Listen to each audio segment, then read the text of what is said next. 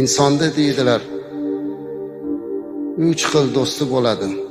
Bir do'sti uni joni chiqquncha, ikkinchi do'sti qabrga borguncha, uchinchi do'sti qiyomatgacha.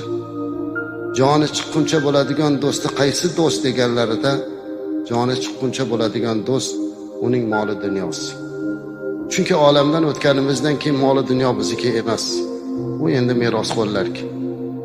Qabrigacha boradigan do'st kim? Bu uning farzandlari, aqrabo, yaqinlari. Qabrgacha boradi, lekin uni yog'iga hech kimda had yo'q. Ming yaxshi ko'rsa ham, jonim fido otam, onam desa ham, oxirgi manzili mana shu qabr, amallar sondig'i. Ammo uchinchi do'st bor. Bu do'st qiyomatgacha birga turadigan do'st.